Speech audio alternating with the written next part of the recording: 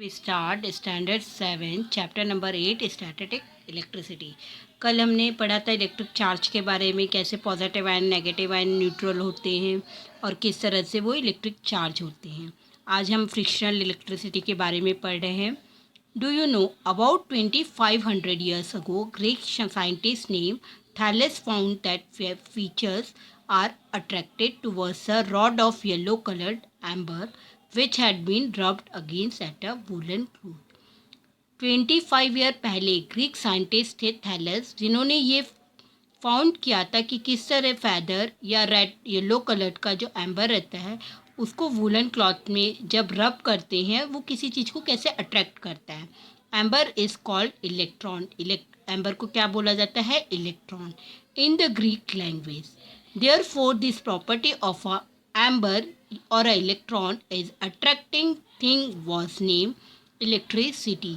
इस प्रॉपर्टी को क्या नाम दिया गया? Electricity. By Thomas Brown in 1646 AD में। किसने नाम दिया इसको? थॉमस ब्राउन ने 1646 एडी में। ओके, अब फ्रिक्शनल इलेक्ट्रिसिटी क्या कहलाता है? नाम से ही पता चल रहा है आपको, फ्रिक्शन। फ्रिक्शनल क्या होता है? रब, किसी भी चीज़ को आप रब करते हो या कुछ एकदम होता है तो फ्रिक्शन होता है। तो ये उससे जो इलेक्ट्रिसिटी प्रोड्यूस होती है किसी चीज़ को रब करने से, वो हमारा कहलाता है frictional electricity. The electric charge generate by a friction is called frictional electricity. जब फ्रिक्शन के द्वारा इलेक्ट्रिक चार्ज प्रोड्यूस होता है वो कहलाता है हमारा frictional electricity. This charge is produce only at the place of friction. और ये केवल इसलिए होता है क्योंकि उस प्लेस पे फ्रिक्शन हुआ है। Hence it is a called a static electricity. इसलिए भी इसको स्टैटिक इलेक्ट्रिसिटी कहते हैं क्योंकि कांस्टेंट रहता है। It remains on the object for a short duration. ये केवल शॉर्ट ड्यूरेशन के लिए होता है, थोड़ी देर के लिए होता है। The charge of static electricity are observed in moist air. ये जो स्टैटिक इलेक्ट्रिसिटी है वो मॉइस्ट एयर को ऑब्जर्व करती है। That's why this experiment should be performed in dry weather. इसलिए कभी भी अगर आपको ये एक्सपेरिमेंट करना है तो ड्राई वेदर में करिए, पर्टिकुलरली इन विंटर। ओके, अब ये हम कुछ एक्सपेरिमेंट कर रहे हैं यहाँ पे। एपरेटस, और फ्यू स्ट्रॉ लेंगे, वुलन क्लॉथ लेंगे, सॉक्स और ग्लव्स ले सकते हैं आप, ग्लास बॉटल लेंगे। Place a straw on a bottle. इस तरह से स्ट्रॉ को बॉटल्स में लगाएंगे। Take another straw near it. Observe what happened. Leave the straw on the bottle as it is. Rub the other straw against the woollen. एक straw आप सादी वाली इसमें लाएंगे तो कुछ भी रिएक्शन नहीं होगा, बट जब आप उसको वुलन क्लॉथ में रब करेंगे और स्ट्रॉ को लेके आएंगे तो observe what happen. Now take 2 straw and rub them again woollen cloth at the same time. और दोबारा जब आप इसको लेके आएंगे तो ये मूविंग होने लगती हैं। Keep one of the straw on the bottle and take the other near it. आपने जब सिंपल स्ट्रॉ लाई थी तब कुछ नहीं हुआ, लेकिन 2 स्ट्रॉ को जब आप रब करके कर रहे हैं तो वो मूव होने लगती हैं, क्योंकि एक में पॉजिटिव आयन है एक में नेगेटिव आयन है, जिसके कारण वो एक दूसरे को मूव कर रहे हैं, रिपल्शन कर रहे हैं। ओके, और यदि दोनों पॉजिटिव आयन हैं तो वो एक दूसरे को रिपल करेंगे, और अगर दोनों एक पॉजिटिव और एक नेगेटिव आयन है तो वो एक दूसरे को अट्रैक्ट करेंगे। ओके, तो see what happen. Keep the rubbed straw on bottle as it. Take the woollen cloth on which it was rubbed close to it. इस तरह से हम ये एक्सपेरिमेंट पूरा करके देखेंगे। Record your observation. इस तरह से हम रिकॉर्ड करेंगे कि जब charge straw is taken near the uncharge straw. जब आप चार्ज स्ट्रॉ इसके पास लाए थे अनचार्ज स्ट्रॉ के पास तो क्या हुआ था? रिपल्शन हुआ था। 2 स्ट्रॉ कैरिंग सिमिलर चार्ज। अगर दोनों सिमिलर चार्ज हैं तो क्या होगा? दोनों सिमिलर चार्ज हैं तो वो सेम जो रहता है वो भी रिपल्शन होता है। और अगर अलग अलग अनचार्ज हैं, a charge straw and the opposite charge, अगर एक अपोजिट चार्ज हैं दोनों तो वो एक दूसरे को अट्रैक्ट करेंगे। Electrically charge object attract uncharge object. जो इलेक्ट्रिकली चार्ज ऑब्जेक्ट है वो अट्रैक्ट करेगा अनचार्ज ऑब्जेक्ट को। There is a repulsion between like electric charge. वो किस तरह से काम करेगा? रिपल्शन की तरह। There is a attraction between unlike electric charge. अगर दो अनलाइक इलेक्ट्रिक चार्ज हैं तो वो अट्रैक्ट होते हैं। Hence repulsion is a use as a test for identify on electrically charged object। Repulsion हम यूज़ करते हैं टेस्ट के लिए कि इलेक्ट्रिक चार्ज ऑब्जेक्ट में है कि नहीं। Observe and discuss. Take thermocol balls or mustard seed in a bottle and shake the bottle vigorously. The sheet try to move away from each other but stick to the bottle। आप ये easily कर सकते हैं। आप देखिए flask में आपके जो घर में बॉटल्स रहती हैं उसमें मस्टर्ड सीड डालिए और उसको एकदम शेक करिए। उसके बाद थोड़ी देर बाद आप रखते हैं तो कुछ मस्टर्ड सीड्स रहते हैं वो बॉटल की उसमें चिपक जाते हैं। Okay. To charge an object by contact. तो ये किस तरह से होता है? क्योंकि ये फ्रिक्शन की वजह से होता है। Rub a plastic comb against paper, touch the comb with another uncharge comb, take the other comb near some pieces of paper. एक प्लास्टिक कॉम्ब को हम पेपर अगेंस्ट पेपर पे लेके आएंगे तो कुछ नहीं होगा। फिर अगर हम उसको रब करके लेके आएंगे किसी में वूलन या क्लॉथ में रब करके लाएंगे तो वो पेपर स्टिक हो जाते हैं, इसकी तरफ अट्रैक्ट हो जाते हैं paper. To charge on object by induction. ये कैसे चार्ज हो रहे हैं ऑब्जेक्ट बाय इंडक्शन। रब अ कॉम्ब और a balloon on your hair.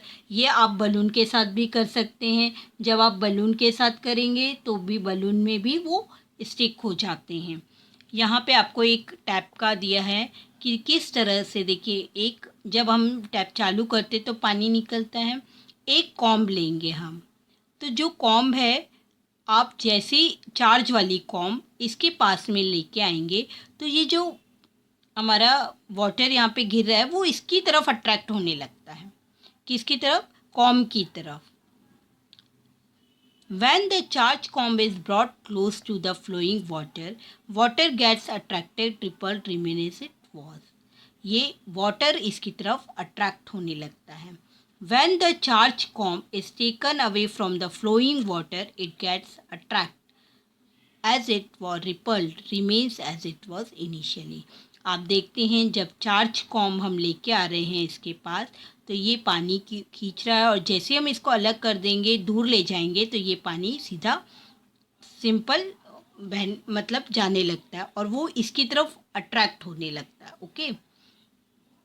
Eight first the flow of water is not charge. When a negatively charge comb comes near the flowing water, the negative particle it nearest the comb are pushed away. जब flow water charge नहीं हुआ है तो जो negatively charge comb है वो जब flowing water के पास में आता है तो जो नेगेटिव पार्टिकल्स हैं वो कॉम्ब के पास पुश करने लगते हैं और जो पार्ट है वो positively charge due to deficiency of negative, वो पॉजिटिव चार्ज हो जाता है क्योंकि उसके पास डिफिशियंसी हो जाती है नेगेटिव आयंस की। The comb was negative and the water was positive charge. अब इस केस में क्या हो गया, जो कॉम्ब है वो पूरी नेगेटिव चार्ज हो गई है और वाटर पॉजिटिव चार्ज हो गया है due to the attraction between these opposite charge. अब जब दो अपोजिट चार्ज हो गए हैं तो उनमें क्या होने लगता है? Attraction. The flowing water is attract towards the comb, और जो फ्लोइंग वाटर है वो कॉम्ब की तरफ क्या होने लगता है? Attract. When the comb is taken away, the negative particle in flowing water come back to their original position and positive and negative charge become equal in number। जब हम कॉम्ब दूर ले जाते हैं तो negative particle in the flowing water come back, वो वापस अपनी ओरिजिनल पोजीशन में आ जाते हैं और पॉजिटिव और नेगेटिव चार्ज इक्वल हो जाते हैं जिसके कारण वो पानी है वो चेंज नहीं होता। As a result the water become uncharge again. फिर से वाटर क्या हो जाता है? अनचार्ज होता है। And stop getting attract to the comb as it away from it, और ये स्टार्ट स्टॉप हो जाता है अट्रैक्ट करना कम और दूर होने लगता है। The number of a positive and negative charge are equal or an uncharge or a neutral object. जो न्यूट्रल ऑब्जेक्ट है और अनचार्ज और इक्वल अनचार्ज ऑब्जेक्ट है उनमें पॉजिटिव और नेगेटिव चार्ज इक्वल होते हैं। The electric charge generate by induction से only as long as the charge object is near to. जो इलेक्ट्रिक चार्ज है तभी जनरेट होता है जब कोई चार्ज ऑब्जेक्ट को उसके पास कुछ समय के लिए लेके आया जाए। Okay, why does the charge balloon stick to a wall? A charge balloon stick to a wall because there is always attraction between a charged object and a uncharged object. कोई भी जो चार्ज ऑब्जेक्ट है वो अनचार्ज object की तरफ attract होता है, इसलिए वो स्टिक हो जाते हैं। Keep a span, tube light or a dark place, rub it vigorously with a thin polythene bag. What happened? Same tubelight के साथ भी ऐसे ही होता है डार्क प्लेस पे। वैन अनचार्ज एल्यूमिनियम बॉल, अब एक हमारा कर रहे हैं हम प्रैक्टिकली कि एक अनचार्ज एल्यूमिनियम बॉल लेंगे और उसके पास नेगेटिव चार्ज बलून लाएंगे। तो देखते हैं ये चार्ज है ये अनचार्ज है, तो ये दोनों एक दूसरे की तरफ अट्रैक्ट होने लगेंगे और जैसे ही ये इसकी तरफ चार्ज हो जाएगा तो ये एक दूसरे के दूर जाने लगते हैं। Okay, as shown in a figure A, an opposite charge is generated in the other object by induction and both the object get attracted to each other. Okay, figure B, on touching दोनों touch हुए एक दूसरे से, become similarly charged और similar charge हो गए। उसके बाद वो एक दूसरे से दूर होने लगते हैं क्योंकि जो भी सिमिलर रहते हैं और सिमिलर चार्ज रहने से पॉजिटिव आयन या नेगेटिव आयन रहेंगे तो वो एक दूसरे से दूर जाते हैं। सिमिलर चार्ज हमेशा आयन्स दूर जाते हैं एक दूसरे से। ओके, गोल्ड लीफ इलेक्ट्रोस्कोप, ये एक एक्सपेरिमेंट है, ये आपको थोड़ा सा एग्जाम में आ भी सकता है। This is a simple device to detect the electric charge on an object. It consist of a copper rod which is a metal disc at the upper end and two thin gold leaves at the other end. यहाँ पे हम copper की rod लगाएंगे और इसके other end में copper की leaves gold leaves लगाई जाती हैं। The rod is a place in a bottle so that the disc is above the bottle. ये डिस्क को पूरा बॉटल्स में अच्छी तरह से अरेंज किया जाता है। When an charged object is taken near the disk, the leaves remain closed. जब अनचार्ज ऑब्जेक्ट डिस्क के पास लाते हैं तो ये क्लोज हो जाती हैं। Both the leave, when a charge object is taken near the disc, both the leaves are charge by the same electric charge and repel each other. जब कोई चार्ज वाली लेके आते हैं और अगर सेम रहता है तो वो रिपल होने लगती है एक दूसरे से। Move away from each other, दोनों एक दूसरे से दूर हट जाती हैं और ओपन अप, खुल जाती हैं। When we touch the disc with our hand, और जैसे हम अपना हाथ उस डिस्क में टच करते हैं, द लीव्स कोलैप्स, वो लीव्स हैं वो कोलैप्स हो जाती हैं because the charge in the leaves goes into the earth through our body. जो चार्ज हमारा है वो लीव्स में किसके थ्रू गया, हमारी बॉडी के through, and the leaves get discharge, और लीव्स क्या हो गई, डिस्चार्ज हो गई। Okay, can we use leaves of some other metal instant of gold in the electroscope? Which property must that metal have? We can use other metal than gold in gold leaves electroscope. Only thing is that metal should be malleable and a good conductor of electricity. वो जो metal है वो good conductor electricity का होना चाहिए, malleable होना चाहिए। But the best is gold, क्योंकि सबसे ज़्यादा जो गोल्ड है वो मैलेबल है, बहुत ज़्यादा स्मॉल चार्ज में वो डिटेक्ट हो जाता है। ओके, ग्रेट साइंटिस्ट हैं। In the In the year 1752, Benjamin Franklin conducted an experiment of flying a kite with his son William. जो बेंजामिन फ्रैंकलिन थे उन्होंने एक्सपेरिमेंट किया काइट के साथ. The kite was a made using silk cloth. उन्होंने वो kite किसकी बनाई? सिल्क क्लोथ की. ड्योडर वुड को यूज़ किया, ड्योडर के प्लांट की वुड को, और मेटल वायर यूज़ किया.